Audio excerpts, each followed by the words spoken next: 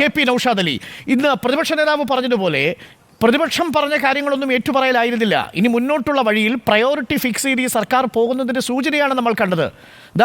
ഈ സാമ്പത്തിക വർഷം തീരുമുമ്പ് 5 ഗഡുക്കളിൽ 2 ഗഡുക്കൾ കൂടി കൊടുത്തു തീർക്കും. എല്ലാ മാസവും കൃത്യമായി പെൻഷൻ കൊടുക്കും. 1600 രൂപ പെൻഷൻ എന്നത് വർദ്ധിപ്പിക്കുകയും ചെയ്യും. അടുത്ത സാമ്പത്തിക വർഷമാകുമ്പോൾ 3 ഗഡുക്കൾ കൂടി കൊടുക്കും. അപ്പോൾ 5 ഗഡുക്കളുടെ കുടിശ്ശികയും അവസാനിക്കും. തെരഞ്ഞെടുപ്പ് എത്തുന്ന സമയത്ത് ഒരു നയാ പൈസ പോലും ക്ഷേമ പെൻഷനായി കുടിശ്ശിക ഈ സർക്കാരിന് ഉണ്ടാവില്ലെന്ന് മാത്രമല്ല, ഒരുപക്ഷെ 2000 രൂപ പ്രതിമാസം പെൻഷനിലേക്ക് ഈ സർക്കാർ അത് ഉയർത്തുകയും ചെയ്യും. തെരഞ്ഞെടുപ്പ് വലിയ ബുദ്ധിമുട്ടാവുമല്ലോ അങ്ങനെ വന്നാൽ നൗഷാദ് അലി.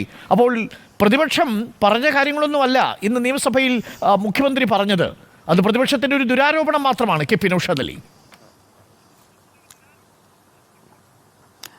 മുഖ്യമന്ത്രിയുടെ ഇന്നത്തെ പ്രസ്താവന വായിച്ചപ്പോഴും കേട്ടപ്പോഴും ഒക്കെ എനിക്ക് തോന്നിയത് ഉപ്പു ചുമന്ന് നടക്കുന്നവനൊരു കപ്പല് കടലിൽ ഇറക്കാൻ മോഹം എന്നൊരു ചൊല്ലാണ്. ഇവിടെ ഇതേ മുഖ്യമന്ത്രി 2021 ജൂണിൽ ഇന്നേക്ക് 3 വർഷം മുമ്പ് ഗവർണറുടെ നന്ദിപ്രമേയ ചർച്ചയ്ക്ക് മറുപടിയായിട്ട് കേരള അസംബ്ലിയിൽ നടത്തിയ പ്രസംഗത്തിലും അദ്ദേഹം ഇത് പറഞ്ഞിരുന്നു. ഇവിടുത്തെ ക്ഷേമ പെൻഷനുകൾ 2500 രൂപയിലേക്ക് വർദ്ധിപ്പിക്കും, അതിനകത്ത് വീട്ടമ്മമാരെയും വീട്ടു ജോലിക്കാരെയും ഉൾപ്പെടുത്തും എന്നൊക്കെ പറഞ്ഞ അദ്ദേഹം മുന്നോട്ട് വന്നതാണ് ഈ 2ാം പിണറായി ഗവൺമെന്റിന്റെ ആദ്യ ദിനങ്ങളിൽ, ആദ്യ സമ്മേളനങ്ങളിലൊക്കെ. എന്തായി എന്നുള്ളതൊക്കെ നമ്മൾ കണ്ടതാണ്. ഇവിടെ കേരള സർക്കാരിനെ സംബന്ധിച്ചിടത്തോളം ഇത് വലിയൊരു ഗതികേടിലേക്കാണ് കേരളം പോകുന്നത്. നമ്മൾ ഏത് നിമിഷവും തകർന്ന് തരിപ്പണമാകാനിടയുള്ള ഒരു മുനമ്പിന്റെ ഒരു അങ്ങേ അഗ്രത്തിലാണ് നമ്മൾ സ്ഥിതി ചെയ്യുന്നത്. ഇവിടെ അടിയന്തര പ്രാധാന്യമുള്ള നടപടികൾ യുദ്ധകാലാടിസ്ഥാനത്തിൽ സ്വീകരിക്കുന്നതിന് പകരം ഇത്തരത്തിലുള്ള രാഷ്ട്രീയ വാചാടോപങ്ങളാണ് മുഖ്യമന്ത്രി അനുവർത്തിച്ചു പോരുന്നതെങ്കിൽ തീർച്ചയായിട്ടും ഒരു തരത്തിലുള്ള പ്രതീക്ഷയ്ക്കും വകയില്ല എന്നുള്ളതാണ് എൻ്റെ അഭിപ്രായം. ഇവിടെ നിങ്ങൾ നിരന്തരമായിട്ട് ഈ കടമെടുപ്പിനെ കുറിച്ച് ചർച്ച ചെയ്യുന്നുണ്ടല്ലോ. ഈ 2020 ഒക്ടോബറിലാണ് നടപ്പ് ധനകാര്യ കമ്മീഷന്റെ റിപ്പോർട്ട് പുറത്തു വന്നത്. അതിൽ 2021-22 GSDPയുടെ 4%, 2022-23 GSDPയുടെ 3.5%, തുടർന്നുള്ള വർഷങ്ങളിൽ GSDPയുടെ 3% വീതം കേരളത്തിന് കടമെടുക്കാനുള്ള പരിധി നിശ്ചയിച്ചതാണ്. അന്നൊന്നും അതിനെ എതിർത്തില്ല. അതേ ധനകാര്യ കമ്മീഷൻ തന്നെയാണ് നമുക്ക് റവന്യൂ ഡെഫിസിറ്റ് ഗ്രാൻഡായിട്ട് 38,000-ഓളം കോടി, ഏതാനും ചില കോടികൾ കുറവുണ്ട്, 37,800 ശിഷ്ടം കോടി നമുക്ക് അനുവദിച്ചപ്പോൾ അന്നത്തെ ധനകാര്യമന്ത്രിയായ തോമസ് ഐസക് പറഞ്ഞത് കേരളത്തിന് ലോട്ടറി അടിച്ചു എന്നുള്ളതാണ്. GSTയുടെ കുടിശ്ശികയ്ക്ക് 5 കൊല്ലം നഷ്ടപരിഹാരം തന്ന് തീർത്തു കഴിഞ്ഞതാണ്. അപ്പോൾ ഇല്ലാത്ത കാര്യങ്ങളെ കുറിച്ചാണ് ഇവർ വേവലാതിപ്പെട്ടുകൊണ്ട് വലിയ തോതിലുള്ള കേന്ദ്രത്തെ പഴിചാരൽ നടത്തി സ്വന്തം തടി തപ്പുന്നത്. കേന്ദ്രം തീർച്ചയായിട്ടും കേരളത്തോട് അനുഭാവപൂർണമായ ഒരു സമീപനവും സ്വീകരിക്കുന്നില്ല. ഈ പ്രത്യേക പരിസ്ഥിതി വെച്ചിട്ടുള്ള ഒരു സഹായഹസ്തം നീട്ടുന്നില്ല എന്നത് വസ്തുതയാണെങ്കിലും നമുക്ക് അവകാശപ്പെട്ടതും നമുക്ക് വിഹിതമായി നൽകിയതും നമുക്ക് നിശ്ചയിച്ചതുമൊക്കെ 4 വർഷങ്ങൾക്ക് മുമ്പ് നടന്ന കാര്യമാണ്. അന്നൊന്നും യാതൊരു തരത്തിലുള്ള പരാതി ഉന്നയിക്കാതെ ലോട്ടറി ആയിട്ട് അതിനെയൊക്കെ വ്യാഖ്യാനിച്ച് കൈയടിച്ച ആളുകളൊക്കെ ഇന്ന് തങ്ങളുടെ എല്ലാവിധ ഭരണ പരാജയങ്ങൾക്കും മറ്റാരൊക്കെയോ കുറ്റപ്പെടുത്തി മുന്നോട്ട് വരുമ്പോൾ തീർച്ചയായിട്ടും ഇവരുടെ ഒരു ബലഹീനതയായിട്ട്, ദൗർബല്യമായിട്ട് മാത്രമേ അതിനെ കാണാൻ കഴിയുകയുള്ളൂ. ഇവിടെ നിങ്ങൾ ഈ കേരളത്തിലേക്ക് നോക്കൂ, നിങ്ങൾ എല്ലാ രംഗത്തും ഇവർ വിലയങ്ങ് കുതിച്ച് കയറ്റിയിരിക്കുകയാണ്. എല്ലാ വർഷവും KSEBയിൽ വില വർദ്ധിപ്പിക്കുന്ന അല്ലെങ്കിൽ ചാർജ് വർധന നടത്തുന്ന സർക്കാർ, വെള്ളക്കരം 40% കൂട്ടുന്നൊരു സർക്കാർ, ബസ് ചാർജും ഓട്ടോ ചാർജും ടാക്സി കൂലിയും അനിയന്ത്രിതമായി കൂട്ടുന്നൊരു സർക്കാർ, ഡീസലിനും പെട്രോളിനും സെസ് ഏർപ്പെടുത്തുന്നൊരു സർക്കാർ, LSGDയുമായി ബന്ധപ്പെട്ട് സാധാരണക്കാരൻ്റെ എല്ലാ വ്യവഹാരങ്ങൾക്കും 30-40 ഇരട്ടിയായിട്ട് ഫീസ് വർദ്ധിപ്പിച്ചൊരു സർക്കാർ, സപ്ലൈകോയെ ഇല്ലായ്മ ചെയ്യുന്ന, ലൈഫ് ഭവന പദ്ധതി ലക്ഷ്യം വെച്ചതിൻ്റെ 14% മാത്രം പൂർത്തിയാക്കിയ, KSRTCയും വാട്ടർ അതോറിറ്റിയും KSEBയും ഒക്കെ നഷ്ടത്തിലേക്ക് കൂപ്പുകുത്തുന്ന, പെൻഷനും ശമ്പളവും പരിഷ്കരിക്കാത്ത, ഈ സാമൂഹ്യ സുരക്ഷാ പെൻഷനുകൾ മാസങ്ങളോളം കുടിശ്ശിക വരുത്തുന്ന, മൊത്തത്തിലാകെ തുകയിൽ വട്ടപൂജ്യമായ ഒരു പാപ്പർ സ്യൂട്ട് സർക്കാരാണ് കേരളം ഭരിക്കുന്നത്.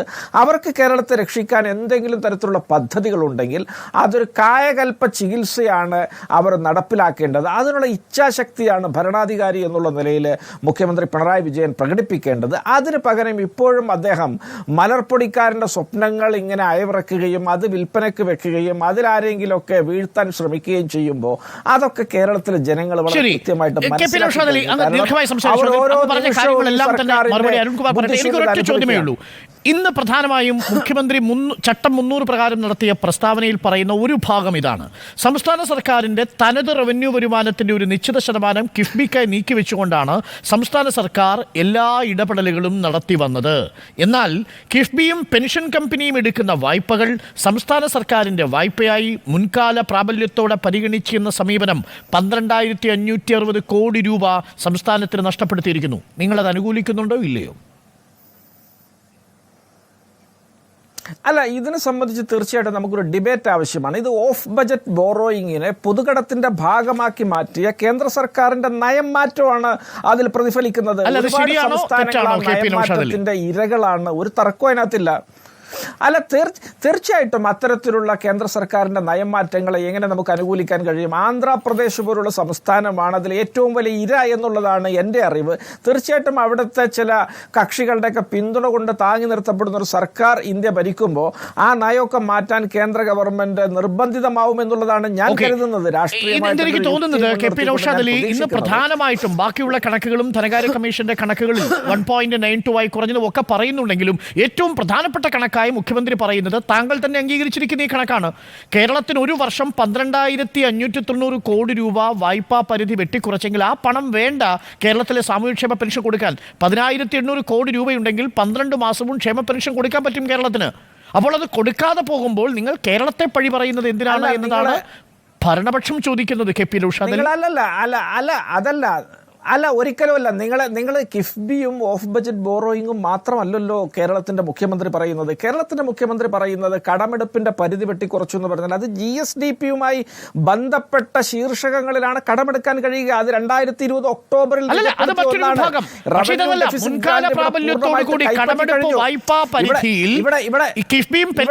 ഉൾപ്പെടുത്തിയപ്പോൾ നമുക്ക് 12,000 കോടി രൂപ. അല്ല, ഇത് ഓഫ് ബജറ്റ് ബോറോയിങ്ങുമായി ബന്ധപ്പെട്ട് അതിന് വലിയ ഡിബേറ്റ് ആവശ്യമുള്ള ഒന്നാണ്. ഓഫ് ബജറ്റ് ബോറോയിങ്ങും പൊതുകടത്തിന്റെ ഭാഗമാണ്. ഇങ്ങനെ കടമെടുത്ത് പിണറായി വിജയൻ താൽക്കാലികമായിട്ട് കാര്യങ്ങൾ നിവർത്തിച്ച് മുന്നോട്ട് പോയാൽ നാളെ